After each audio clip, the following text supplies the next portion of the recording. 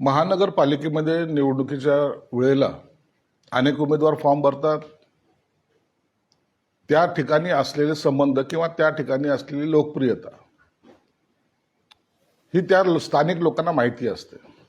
म्हणून निवडणूक लढवून हरण्यापेक्षा एखाद्याला पाठिंबा देऊन जर त्याला निवडून आणत असेल तर यात गैर काही नाहीये. निवडणूक आयोगाने जो काही आदेश दिला निश्चितच त्याच्या त्या पद्धतीने ते चौकशी करतील. त्यात काय जर चुकीचं ठरलंच तर त्याचे नगरसेवक पदही जाईल. म्हणून धाकधूक होण्याचं काही कारण नाही. हे आता झालंय का?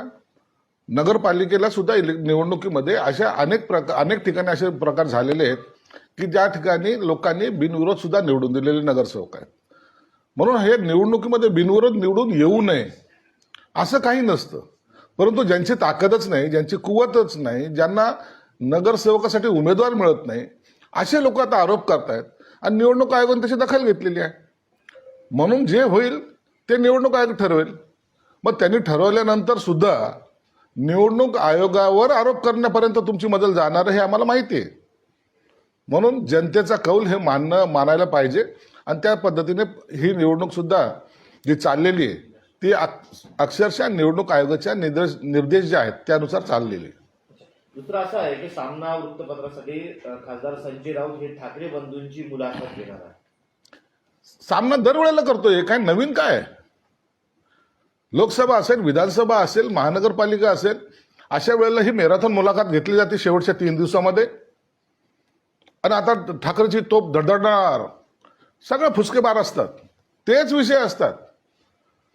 मुंबई महाराष्ट्रापासून तोडणार, आम्ही ती तोडू देणार नाही, आम्ही कुणाच्या हे करू ते करू, काय काय लावतील त्याचे वाक्य. मराठी माणसावर अन्याय होऊ देणार नाही, 30 वर्ष सत्ता तुम्ही भोगायची, मराठी माणसाला तुम्ही हद्दपार करायचं आणि त्याच्यावर तुम्हीच बोलायचं. हे सगळं जे आहे ना नाटक, आता याचा 3रा पार्ट सुद्धा संपलेला आहे.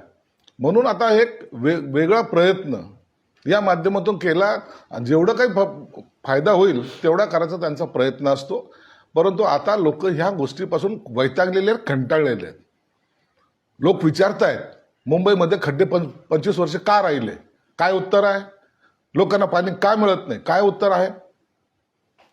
मुंबईचा माणूस मुंबईच्या बाहेर का गेला याचं काय उत्तर आहे? काही उत्तर नाहीये. फक्त मुंबई महाराष्ट्रातून मुंबई तोडणार, महाराष्ट्रापासून तोडणार, हे एकच घोषवाक्य लावून यांनी या अक्षरशः लोकांना मूर्ख बनवलंय. म्हणून या मुलाखतीचा काहीही लोकांवर परिणाम होणार नाही. ठाकरे गटाच्या उमेदवारांना अधिकारी धमक्या देतात माघारी घेण्यासाठी, असा खळबळजनक दावा अंबादास दानवे यांनी केला होता. त्याचं असं तुमचं नाव घेऊन त्यांनी म्हटलंय की यांचाही फोन त्या अधिकाऱ्याला काही वेळ पूर्वी केला होता. म्हणजे तुम्ही फोन करताय, डायरेक्ट धमक्या देताय, अर्ज मागे घेणार तर तुम्ही काय घ्या ते तुम्हाला त्यांनाच माहिती. अहो, असे धमक्या देऊन उमेदवाराचे अर्ज मागे घेतले जात नाहीत. आता ह्यांच्याकडे काय तर सत्ता नाही, पद नाही, आमदारकी नाही, मग काहीतरी हायलाईट व्हायचं, मग त्यासाठी माझ्या नावाचा वापर करायचा. बंद कराय धंदे आणि अधिकाऱ्याची गाडवावून धिंड काढणार. ज्यांना तिकीट विकलंय ना ते जेव्हा पडतील ना ते तुमचे गाडवावून धिंड काढतील. कसली मस्ती आहे तुम्हाला? जा त्या रशीद मामूचा प्रचार करा, घोषणा द्या त्याच्या नावाच्या, जिंदाबादच्या. अधिकाऱ्याचं नाव सांगा, मी फोन केला, चला माझा प्रूफ दाखवा. काही नाही, फक्त बडबड अँड बडबड. या सर्व लोकांना एकमेव टार्गेट संजय शिरसाट दिसतो.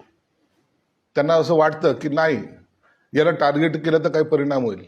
परंतु लक्षात ठेवा, अधिकाऱ्याला काय धमकी देता?